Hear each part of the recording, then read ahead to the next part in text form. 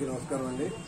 మేము గుడివాడ నియోజకవర్గం జనసేన పార్టీలో ఒక కార్యకర్తగా ఈ నిన్న జరిగిన సభను ఉద్దేశించి మాట్లాడడానికి ఈ ప్రెస్ మీట్కి రావడం జరిగిందండి.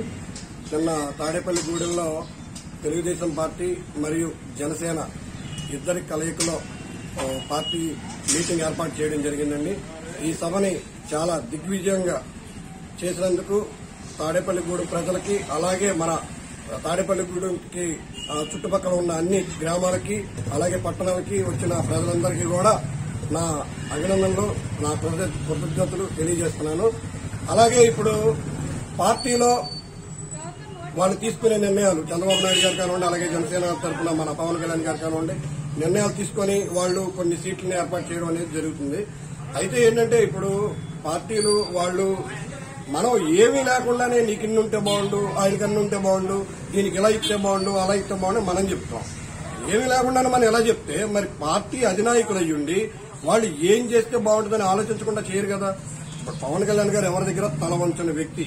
అలాంటి వ్యక్తి 24 సీట్లు మాత్రమే చాలు అన్నారు అంటే దాని వెనకాల చాలా పెద్ద వ్యూహమే ఉంటది. అంతేగాని పోయినసారిలాగా 133 సీట్లు తీసుకుని ఒక్క సీటు గెలిపించి, కనీసం పవన్ కళ్యాణ్ గారిని కూడా గెలిపించి అసెంబ్లీకి పంపలేని మనం ఇన్ని తీసుకున్నామేంటి, అన్ని తీసుకున్నామేంటి అని అడగడానికి సరిపోం మనం.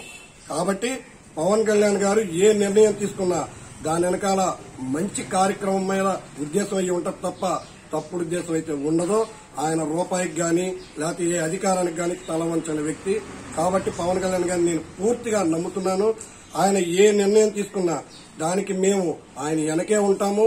ఆయన ఎటంటే అటే మేము మా ఓటుని వేసి విజయ పదంలో నిలబెడతామని చెప్పి ఈ సభాముఖంగా తెలియజేయడం జరిగింది. అలాగే ఈ పవన్ కళ్యాణ్ గారు తీసుకున్న నిర్ణయాన్ని వ్యతిరేకించే వ్యక్తి ఎవరూ కూడా జనసేన పార్టీకి అర్హులైన వ్యక్తులు కానే కాదు. పవన్ కళ్యాణ్ గారు కూడా అదే చెప్తున్నారు. నన్ను వ్యతిరేకించి నన్ను నిందించేవాడు నావాడు కాదు, నా వెనక వచ్చేవాడు నావాడు అన్నాడు. మీరు తెలుసుకోండి. నిజంగా గనక మీరు పవన్ కళ్యాణ్ అభిమానించే వ్యక్తి అయ్యుండి జనసేనాని నిజంగా గుండెల్లో పెట్టుకుని మేము నమ్ముకున్నాం అనుకున్న వ్యక్తులు గాని ఆయనకి వ్యతిరేకించద్దు. ఆయన్ని అనుకూలించి అనుకూలంగా ఆయనకి ఉంటేనే మన నిజమైన జనసేనాని అనిపించుకుంటామని ఈ సభాముఖంగా తెలియజేస్తాం.